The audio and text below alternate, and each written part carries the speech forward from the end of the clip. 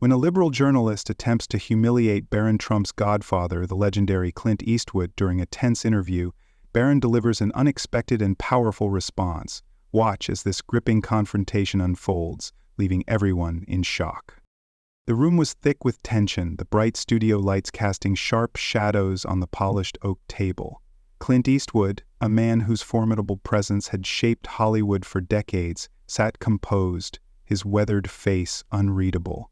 Across from him was the reporter, Claire Daniels, a sharp-eyed, ambitious journalist known for exposing secrets and fueling controversy.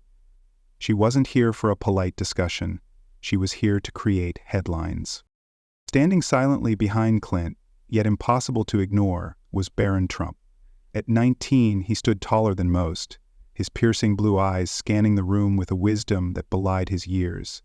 His father, now the 47th President of the United States, had entrusted Clint with a role unknown to the public, a guiding mentor to his youngest son. The interview launched with a barrage of pointed, cutting questions, each carefully crafted to provoke. Claire leaned in, her voice cold. "Mr. Eastwood, you've been labeled outdated, irrelevant. Why cling to a spotlight that no longer shines on you?" Clint's eyes narrowed, but before he could reply, Barron spoke. His voice was calm, yet every word carried weight. "Sometimes the brightest lights are the ones people fail to see. You'd be wise not to overlook them." Claire hadn't expected Barron to step in. Her pen hesitated mid-sentence, and for a brief moment she faltered. "I didn't realize you were part of this conversation, Barron," she said, trying to regain control. "I'm not," Barron replied smoothly, "but when someone disrespects a man who has stood the test of time, it's hard to stay silent." Clint placed a steady hand on Barron's shoulder, a silent reassurance. "The boy's got a point," Clint said, his gravelly voice cutting through the tension. "Let's talk about the real story here, not just some headline you're chasing." But Claire wasn't about to let the moment slip. "You speak of respect, Barron, yet your father's presidency has been deeply divisive. What makes you think you can talk about legacy and integrity?" Barron's jaw tightened, but he remained unfazed. "I speak because I've lived it," he said simply. "And I've learned from men like Clint, men who have earned their place in history, not by tearing others down, but by standing tall in their truth." Claire studied him, momentarily thrown off balance. This young Trump was no mere shadow of his father. He was something else entirely. As the interview continued, Claire pressed harder, determined to uncover what she believed were hidden flaws. "Mr. Eastwood, rumors suggest you've used your influence to shield the Trump family. Care to comment?" Clint's expression darkened. "Rumors are like shadows, empty until you give them light. I don't deal in gossip, ma'am." But Claire wasn't finished. She turned to Barron. "And you, living in the shadow of your father's presidency can't be easy. How do you cope with being seen as just Donald Trump's son?" The room fell silent. For the first time, Barron's controlled demeanor cracked, not with weakness but with intensity. His voice, steady yet charged with emotion, cut through the air. "I am more than my last name, and men like Clint have shown me that legacies aren't given, they're earned. You want a headline? Write this: Respect isn't inherited, it's proven." The weight of his words settled over the room like an impending storm. Claire's hand trembled slightly as she scribbled her notes, the clock on the wall ticking louder than ever. Something was shifting. Everyone could feel it. Then the storm took a darker turn. Sensing an opportunity for a career-defining moment, Claire leaned in, her voice sharp and relentless. "Clint, you've been called the protector of a controversial family. Is that a title you wear with pride, or do you see it as a burden?" Clint's expression remained unreadable, though a flicker of something, an old pain perhaps, briefly surfaced in his eyes. Before he could answer, Barron spoke again, his voice unwavering. "Is it controversial to stand by the people you care about, or is it just easier to attack?" "You don't understand," Barron said, his voice unwavering. Claire raised an eyebrow. "So, you admit there's controversy?" Barron didn't flinch. "The controversy isn't in the truth, it's in how people twist it. Clint's loyalty isn't a burden, it's a testament to his character." The tension in the room became unbearable. Even the security guards stationed at the doors shifted uncomfortably. For the first time, Claire seemed to hesitate. The young man in front of her wasn't just defending Clint. He was dismantling every attempt she made to provoke him. But Claire wasn't done. She was just getting started. As the cameras rolled, she reached into her bag and pulled out a worn file, its edges frayed from years of handling. "Mr. Eastwood," she began, her tone sharp and calculated, "there are whispers about an incident from your past, a decision that may have jeopardized lives. Care to comment?" Clint's jaw tightened. The room fell into silence as anticipation thickened the air. Barron glanced at Clint, his usually composed godfather now showing a rare moment of vulnerability. "That's enough," Barron said, his voice low but firm. Claire smirked. "What's wrong, Barron? Afraid the truth will shatter your perfect image of him?" Barron stood, his towering frame casting an imposing shadow over the room. "The truth doesn't scare me," he said steadily. "But your obsession with tearing people down does. You want a story? How about the one where he saved my life? Twice." The room froze. Claire blinked, momentarily caught off guard. "Saved your life?" she repeated, skepticism laced in her voice. "Yes," Barron replied, his voice thick with emotion. "But you don't care about that, do you? You'd rather dig up old wounds than acknowledge the man who's been my anchor in a world that's anything but steady." The weight of his words hung in the air. Claire was silent, her confidence momentarily shaken. "What do you mean Clint saved your life?" she finally asked, her voice softer now. Barron's gaze hardened, but a flicker of pain surfaced in his eyes. "When my father was on the campaign trail, there was an incident," he said. "A credible threat was made against me. Clint was the one who stepped in. He protected me when no one else could." Claire's pen hovered over her notepad, her hand trembling slightly. "Why hasn't this story ever been told?" she asked. "Because Clint doesn't seek praise," Barron said simply. "He doesn't need the world's validation, he just does what's right, even when no one's watching." For the first time, Clint spoke. His voice was rough, but steady. "I'm no hero, Barron," he said. "I just did what anyone would do." Barron shook his head. "Not anyone. Only someone like you." The room was silent, except for the faint hum of the recording equipment. Claire looked down, her usual composure crumbling. For the first time, she seemed to grasp the depth of the story unfolding before her. The tension was suffocating. Barron's voice broke the silence again. "You want the truth, Claire? Here it is. When I was 15, there was a real and imminent threat against my life. It happened during my father's campaign rally in Texas. It wasn't just a scare, it was real. And Clint Eastwood was the one who stepped in when everything went wrong." Claire's pen trembled midair. "What happened?" she whispered, curiosity overtaking her original agenda. Barron's eyes darkened as if reliving the moment. "I was backstage waiting to meet my father. Suddenly, security alarms went off. Chaos erupted. A man with a weapon got through the barriers. My security froze. Clint didn't." The room grew eerily still. Clint, silent until now, clenched his jaw. "I did what anyone with experience would do," he said quietly. "I acted. That's all." Barron's voice cracked slightly. "You didn't just act. You risked your life for me. You saved me. And that's why I won't sit here and let anyone tear you down." Tears welled in the eyes of those present, including Claire. She leaned back in her chair, stunned. The Clint Eastwood she thought she knew was being replaced by a man whose bravery she couldn't deny. "Why hasn't this story been told?" she asked, her voice softer now. Clint shrugged, his weathered face etched with the weight of years. "Because it wasn't about me. It was about keeping Barron safe." Barron turned to Claire, his voice steady but charged with emotion. "Do you know what it feels like to owe someone your life, to know that if they hadn't been there you might not be here today? It's a burden, Claire. A beautiful, humbling burden." Claire blinked rapidly, her professional composure slipping. I didn't know," she murmured.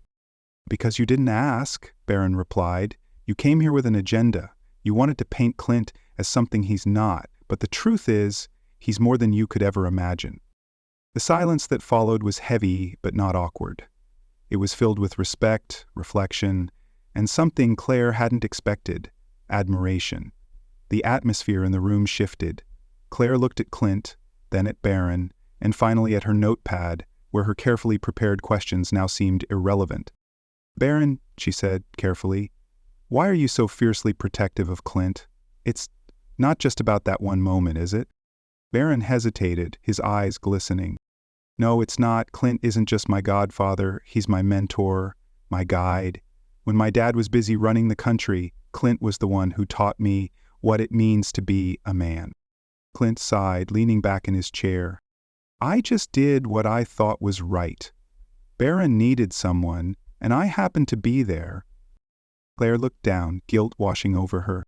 "I think I came here to tear you down because I didn't understand," she admitted. "I thought you were just another celebrity clinging to relevance. But I see now how wrong I was." Barron nodded. "We all make mistakes, Claire, but what matters is what we do once we know the truth." For the first time, Claire seemed at a loss for words. The contrification she had prepared for was unraveling, but what was emerging was something far more powerful. As the interview paused for a brief break, Barron stepped away to collect his thoughts. His security detail remained vigilant, keeping their distance but ever watchful. In the corner of the room, a small leather briefcase caught Claire's eye. It belonged to Clint. "May I?" she asked, gesturing toward it. Clint hesitated for a moment, then nodded. "Go ahead. There's nothing in there I'm ashamed of." Claire carefully unlatched it and pulled out an old, folded letter. The paper was yellowed with age, the handwriting shaky yet familiar. As she read, her expression softened. The letter was addressed to Clint, written by Barron years ago. It spoke of gratitude, of a young boy's admiration for a man who had stepped into his life during moments of uncertainty. "You kept this?" Claire asked, her voice barely above a whisper. Clint nodded. "It reminds me why I do what I do. It's not about the cameras or the accolades. It's about making a difference when it matters." Barron returned, noticing the letter in Claire's hands. For a moment his guard dropped, and he smiled. "He's always kept it," Barron said. "That's Clint, always carrying reminders of what truly matters." The cameras resumed rolling and Claire's tone softened. Her demeanor noticeably changed. "Clint," she began, "why did you choose to stay close to the Trump family, knowing the scrutiny it would bring?" Clint leaned forward, his eyes steady. "Because loyalty isn't conditional. It's not about agreeing with every decision or avoiding criticism. It's about standing by the people who've trusted you with their lives." Barron added, "Clint taught me that loyalty is rare. It's not about convenience, it's about commitment. When my father was sworn in, Clint was one of the first to offer his support. Not because he had to, but because he believed in us." Claire's eyes glistened as she scribbled down every word, realizing that she had uncovered something far greater than she had anticipated. Claire took down her notes, then paused, her eyes narrowing slightly. "Barron, do you ever feel the weight of the legacy you carry?" Barron hesitated, his voice trembling slightly. "Every day, but I've learned that legacies aren't just inherited, they're built.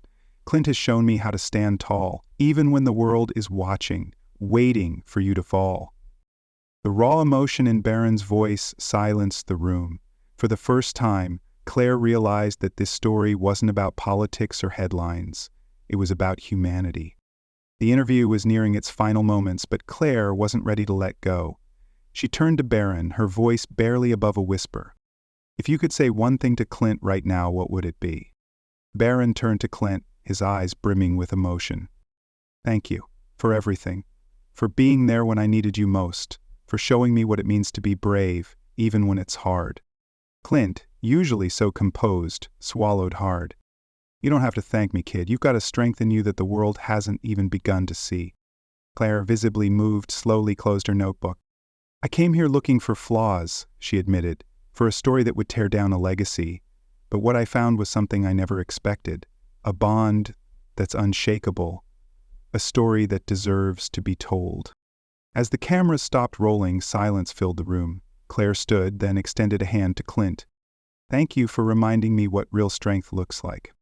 Barron and Clint exchanged a glance, their bond stronger than ever. They had faced the storm together, and now the world would see the truth.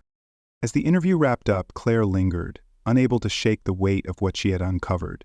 Clint and Barron's bond had not only defied her expectations, but had deeply moved her.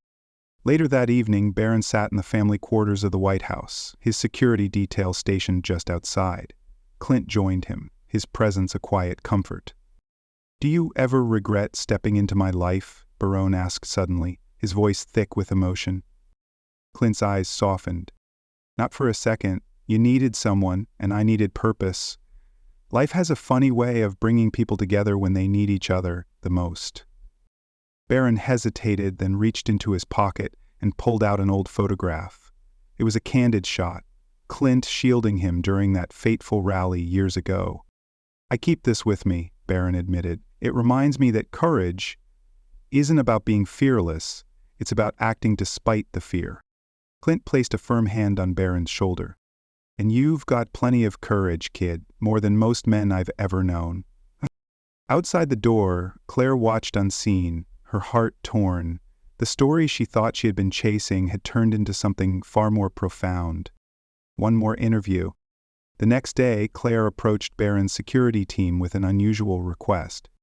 "I need one more interview," she said, "but this time it's not for a headline, it's for them." When Barron heard her request, he hesitated. "Why, Lee?" he asked. He met his gaze. "Because the world deserves to know the truth. Not just about Clint, but about you, about what you've both endured and overcome." After a long pause, Barron nodded. "Okay, but no scripts, no rehearsed questions, just honesty." The interview took place in the East Wing with Clint seated beside Barron. This time, Claire addressed the camera directly. "Sometimes we go into a story thinking we know the narrative," she said, "but the truth is often far more powerful than we can imagine." As Clint and Barron shared their experiences, the atmosphere grew thick with emotion. Clint spoke of sacrifice, of the toll his life had taken, and of the pride he felt watching Barron grow into a man of integrity. By the time the interview ended, there wasn't a dry eye in the room. Even the hardened members of Barron's security team looked visibly moved. That evening, the interview aired, and the response was immediate. Social media lit up with praise for Clint's bravery and Barron's humility. The world had seen the truth, and it was more powerful than anyone had expected. People from all walks of life shared their stories of inspiration, deeply moved by the bond between the two men. Barron's phone buzzed non-stop with messages of support. "I wasn't expecting this," he admitted to Clint. Clint chuckled. "People recognize authenticity, Barron. And that's what they saw. Two people being real." Meanwhile, Claire sat in her office, overwhelmed by the flood of emails and calls she had received. Many thanked her for shedding light on a story that wasn't about politics or fame, but about humanity. That night, Barron and Clint sat together, watching the sunset from the White House balcony. "You know," Barron said, "for the first time in a long time, I feel like people see me for who I really am, not just the president's son." Clint smiled. "And that's worth more than anything else." The world couldn't stop talking about the interview. Everywhere Barron and Clint went, they were met with admiration and respect. But amidst the applause, a storm was brewing. A private investigator hired by a rival network unearthed a decades-old rumor about Clint. Though baseless, the story quickly gained traction. The headlines were ruthless. "Clint Eastwood, a hero or a fraud?" Barron was furious. Why can't they leave him alone? He's done nothing but good for this country. Clint, ever composed, simply shrugged. "The truth has a way of shining through, Barron. Let them talk." But Barron couldn't stay silent. That evening, he recorded a video message. Standing in front of the White House, speaking directly to the nation, he said, "I've seen what Clint Eastwood stands for: loyalty, integrity, and courage. Anyone who questions that doesn't know him like I do, and they never will." The video went viral within hours. Millions rallied behind Barron's words, defending Clint and condemning the baseless attacks. For the first time, Clint allowed himself to show emotion. "Thank you, Barron," he said quietly. "You've done more for me than I ever imagined." Despite the chaos, Clint insisted on following through with his original plan, a quiet evening with Barron at a charity gala. The event was dedicated to honoring veterans, a cause close to Clint's heart. As they entered the grand hall, applause erupted, but this time, it wasn't for the president's son or the legendary actor. It was for their bond. During his speech, Clint addressed the crowd. "I've been called many things in my life, but the title I'm most proud of is Godfather. Barron isn't just the president's son. He's a young man who represents the future, and if my role in his life has made even a small difference, then I've done my job." Tears filled Barron's eyes as he stepped up to the microphone. "Clint has been my rock," he said. "He's taught me what it means to stand tall, even when the world tries to bring you down. Tonight, I want to dedicate this moment to him." The crowd rose to their feet, their applause echoing through the hall. Even Claire, seated in the audience, wiped away tears. The week's events had drawn to a close, but their impact would last forever. As Barron and Clint shared one last quiet moment together, the gravity of their bond became clear. "Clint," Barron said softly, "I don't know what I would have done without you." Clint smiled, his voice steady but full of emotion. "You're stronger than you think, Barron, and no matter what, I'll always be here for you." As they embraced, the cameras captured the moment, a testament to their unbreakable bond. Across the nation, people watched, moved to tears by the sincerity of their relationship. Later that night, Barron sat on the balcony looking out over Washington, D.C. He pulled out the photograph he always carried, the one of Clint shielding him all those years ago. "Thank you," he whispered.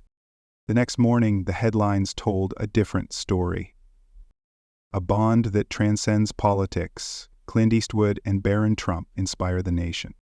And with that, this incredible journey came to an end. If this story touched your heart, don't forget to like, subscribe, and share your thoughts in the comments below. Your support helps us bring you more inspiring stories like this one. Let us know, what was your favorite moment? See you next time.